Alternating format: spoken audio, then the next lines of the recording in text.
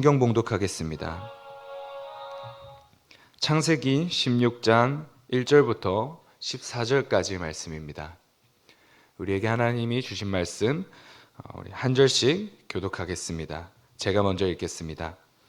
아브라함의 아내 사레는 출산하지 못하였고 그에게 한 여종이 있으니 애굽 사람이요 이름은 하갈이라.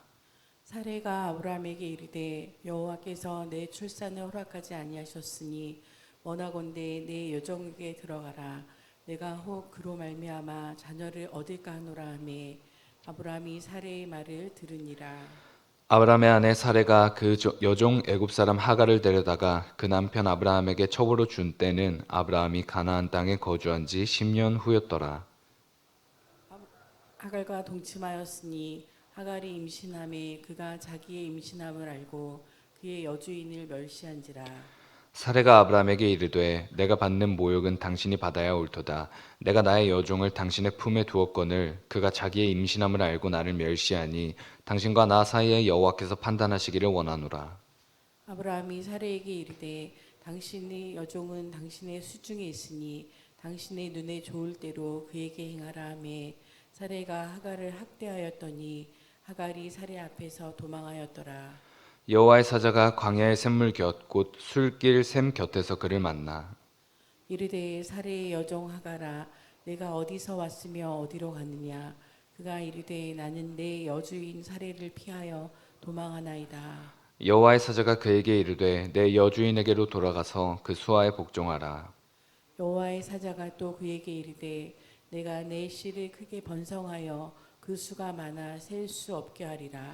여호와의 사자가 또 그에게 이르되 내가 임신하였은즉 아들을 낳으리니 그 이름을 이스마엘이라 하라. 이는 여호와께서 내 고통을 들으셨음이니라. 그가 사람 중에 들나귀같이 되리니 그의 손이 모든 사람을 치겠고 모든 사람의 손이 그를 칠지며 그가 모든 형제와 대항하여 살리라 하니라. 하갈이 자기에게 이르신 여호와의 이름을 나를 살피시는 하나님이라 하였으니 이는 내가 어떻게 여기서 나를 살피시는 하나님을 배웠는고 함이라. 함께 읽겠습니다. 이러므로 그 샘을 브엘라 헤로이라 불렀으며 그것은 가데스와 베렛 사이에 있더라. 아멘. 이 새벽 예배에 나오신 사광의 성도님들 가운데 하나님의 말씀이 임하고 또 하나님께서 주시는 그 은혜로 회복되는 귀한 시간이 되기를 진심으로 축복합니다. 오늘 말씀의 삶을 맡겨드리고 계신가요? 라는 제목으로 하나님의 말씀의 은혜 나누고자 합니다. 마시멜로 실험에 대해서 알고 계십니까? 굉장히 간단한 실험입니다. 두 아이에게 마시멜로를 줍니다. 그리고 먹는지 안 먹는지를 체크하는 굉장히 간단하고 이게 전부인 실험입니다.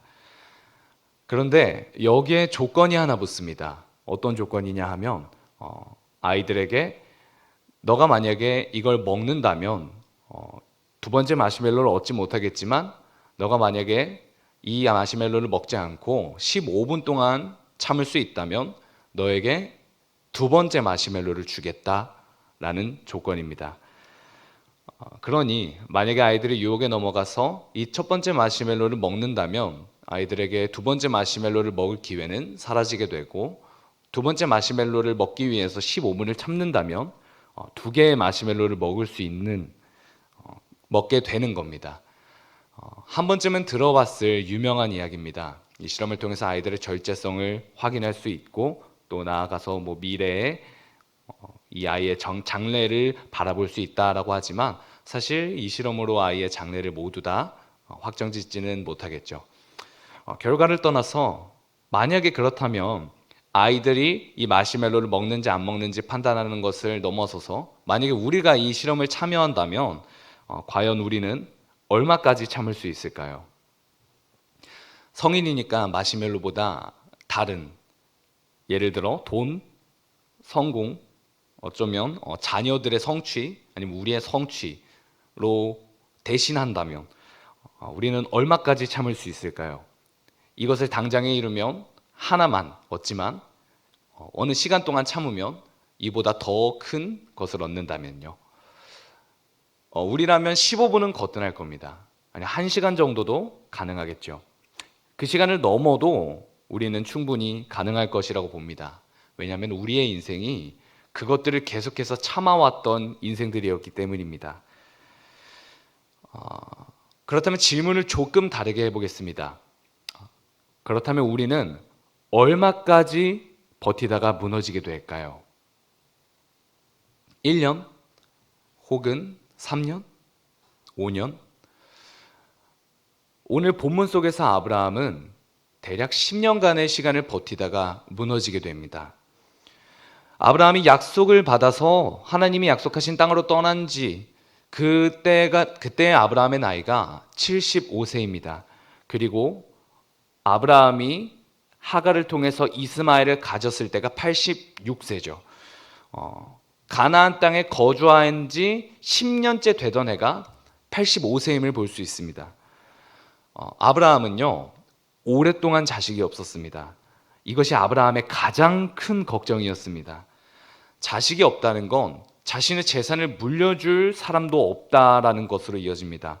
즉, 아브라함은 자신의 자식이 없었기 때문에 자신의 종에게 자신이 가진 많은 재산을 물려줘야 하는 상황이 있었고, 그로 인해서 아브라함은 매일같이 그에 대해서 걱정했었습니다. 이렇게 자식이 없었던 아브라함에게 하나님께서 약속을 주십니다. 창세기 15장 4절입니다. 여호와의 말씀이 그에게 임하여 이르시되 그 사람이 내 상속자가 아니라 내 몸에서 날 자가 내 상속자가 되리라 하시고, 하나님께서 하신 이 말씀은요, 결국 걱정 마라, 너에게서 날짜가 상속자가 될 것이다, 너의 종이 아니라 내 자식이 생길 것이다 라는 하나님의 약속이셨습니다. 이 하나님의 말씀을 듣고 아브라함이 어떻게 반응하냐면요, 창세기 15장 6절입니다. 아브라함이 여호와를 믿으니 여호와께서 이를 그의 의로 여기시고, 아브라함은 이 약속을 믿음으로 반응합니다. 사실 아브라함이 이전에 하나님께서 약속하셨던 땅으로 출발할 때부터 아브라함은 이와 비슷한 약속을 받았습니다. 내가 너로 큰 민족을 이루겠다. 큰 민족을 이루겠다는 건 자손이 없으면 불가능한 일입니다. 즉 하나님께서는 아브라함이 그 땅을 떠나 가나안 땅으로 향할 때부터 아브라함에게 자손을 약속하고 계셨습니다. 그러나 이 말씀을 통해서 한 번 더 아브라함에게, 걱정하고 있던 아브라함에게 한 번 더 말씀의 약속을 주신 것이죠. 그리고 오늘 말씀에서 15장 6절에서 보셨다시피 아브라함은 이 하나님의 말씀에 대해서 믿음으로 반응합니다. 그렇게 믿음으로 반응하여 하나님께서 아브라함의 그 믿음을 의로 여겼는데, 오늘 아브라함은 그 믿음이 무너져서, 자식 걱정에 믿음이 무너져서 자신의 방식으로 하나님의 약속을 이루려고 하는 시도를 보입니다. 16장 3절인데요. 아브라함의 아내 사레가 그 여종 애굽 사람 하갈을 데려다가 그 남편 아브라함에게 첩으로 준 때는 아브라함이 가나안 땅에 거주한 지 10년 후였더라. 아까 잠깐 이야기했는데 하나님께서 맨 처음 아브라함을 부르셔서 약속을 주셨던 때가 아브라함의 나이가 75세였습니다. 그리고 아브라함이 이스마엘을 낳았을 때가 86세죠. 아이를 임신 중이었던 시간을 빼면요, 대략 10년입니다. 10년. 이 10년째 아브라함의 믿음이 무너져서 자신의 방식으로 하나님의 약속을 이루려고 했던 것입니다. 근데 성도님들도 아시다시피 10년이라는 시간은 결코 짧은 시간이 아닙니다. 그리고 이 당시에 아브라함과 사라의 나이도 결코 어린 나이가 아니었습니다. 아브라함이 75세 때 사라는 65세였습니다. 아브라함이 85세였다면 사라는 75세였습니다. 현실적으로 아이를 가질 조건이 되지 않았던 나이였죠. 결국 이 둘은요, 자신이 처한 조건과 그리고 시간 앞에 속절없이 무너져 자포자기하는 심정으로 하나님의 약속에 대한 믿음이 무너졌던 것입니다. 그래서 결국 사라는 자신의 종인 하갈과 아브라함이 동침할 것을 권했고, 아브라함 또한 이를 받아들입니다. 사실 우리가 지금 보면 아내가 있는데 종과 관계를 가진다는 것이, 심지어 아내가 그것을 권한다는 것이 굉장히 괴상한 모습입니다. 그런데 사실 고대 근동사회에서는 이것이 이상한 일이 아니었습니다. 주전 1500년 전까지만 해도 고대 아시리아 근동 지역에서 발견된 결혼 계약서를 보면요, 아내가 부인이 아이를 갖지 못했을 때 대리모를 구해줘야 한다는 조항이 있었다라고 합니다. 즉, 사레가 아브라함에게 자신의 종에게 동침하라고 권한 것은요, 아이가 없기 때문에 대리모를 구해줘야 한다는 그 조항을 따라서 관례를 행한 것입니다. 그렇기 때문에 이 일은 사람 사이에 문제가 되던 일은 아니었습니다. 다만 하나님 앞에서 문제가 되던 일이었습니다. 이것이 왜 하나님 앞에서 문제가 되던 일이었냐면요, 관행을 따랐기 때문이 아니라 그 관행을 따르기로 결정했던 아브라함과 사라의 마음속에 품었던 마음 때문이었습니다. 그것이 무엇이었냐? 창세기 16장 2절에서는 이렇게 기록합니다. 사레가 아브라함에게 이르되 여호와께서 내 출산을 허락하지 아니하셨으니 원하건대 내 여종에게 들어가라. 내가 혹 그로 말미암아 자녀를 얻을까 하노라 하며 아브라함이 사레의 말을 들으니라. 사레는 처음부터 하나님께서 출산을 허락하지 않으셨다라고 자포자기하듯이 말하며 시작합니다. 그런데 이 말을 자세히 보면 이 말 가운데에는 사라가 하나님께 불평하는 것과 자신의 제안을 정당화하려는 의도가 숨어 있습니다. 또 더 나아가 사라가 여종에게 들어가라, 혹 그로 말미암아 자녀를 얻을까 하노라 라고 말할 때 그 혹이라는 단어를 원어적 의미로 들여다보면요, 이 혹이라는 단어는 의심에서 강조되는 말이 아니라 가능성과 믿음 쪽에 강조된 말입니다. 즉, 혹 그로 말미암아 자녀를 얻을까 하노라라는 이 표현 속에는요, 하나님의 약속보다 자신의 수단을 더 믿었던 그 마음이 표현되어 있습니다. 그리고 아브라함은 이 사레의 말에 자신의 초조했던 마음이 앞서 하나님의 말씀을 듣기 이전에 사레의 말에 순종하게 됩니다.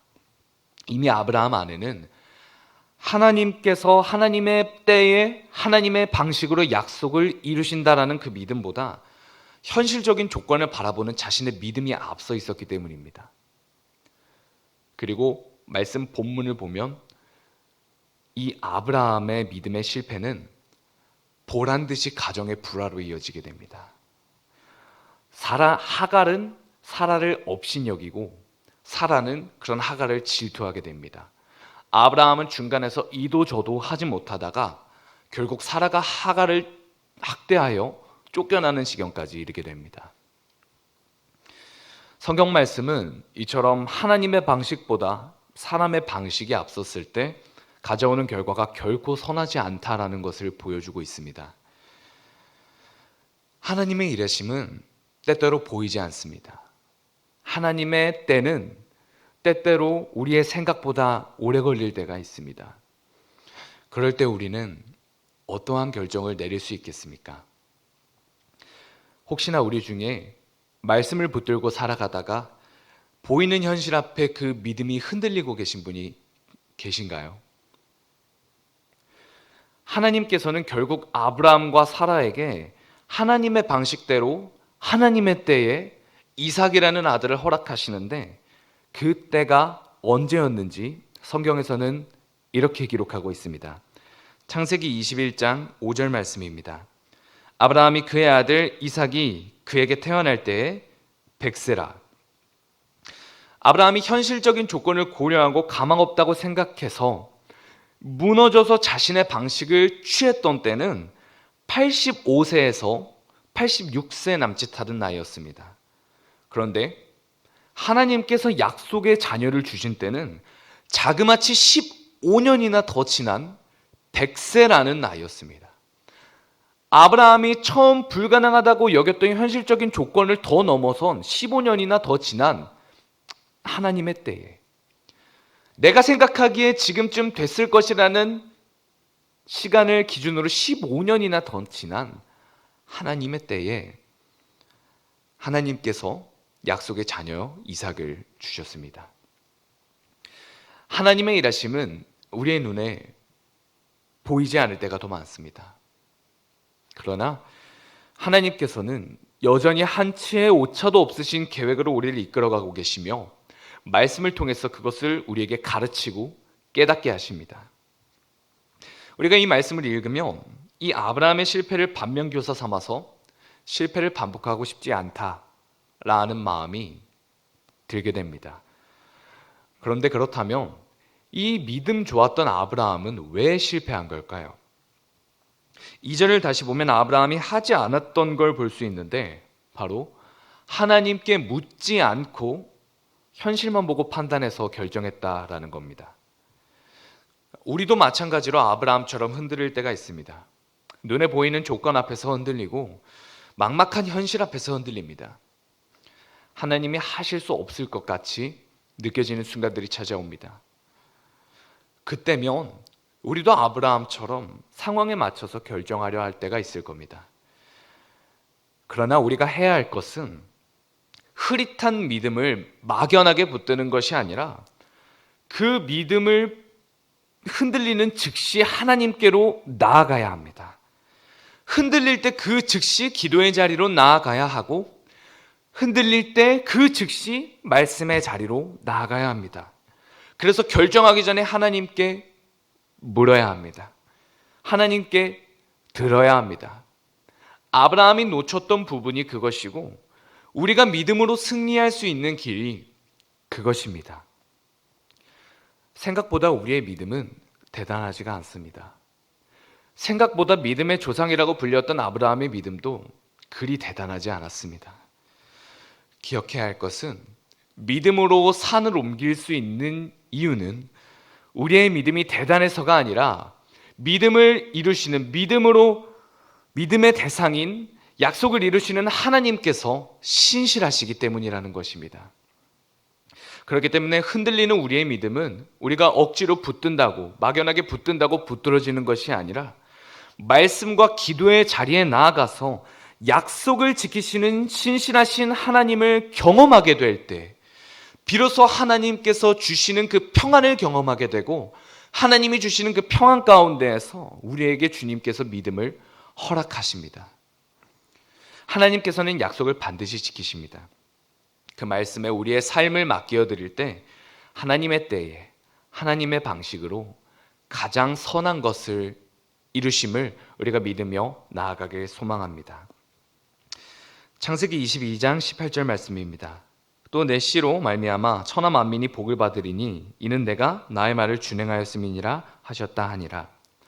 아브라함은 하나님께 약속을 받아 살아생전 많은 약속을 성취하는 경험을 했습니다. 그러나 단 하나 그 밖에도 많은 것들을 보지 못한 것도 있지만 가장 큰 것, 약속의 가장 작은 조각만 보았던 것이 있습니다. 살아생전 경험하지 못했던 그 약속이 있습니다. 왜냐하면 그 말씀이 이때에서야 이루어지기 때문입니다. 마지막 말씀입니다. 마태복음 1장 1절입니다. 아브라함과 다윗의 자손 예수 그리스도의 계보라.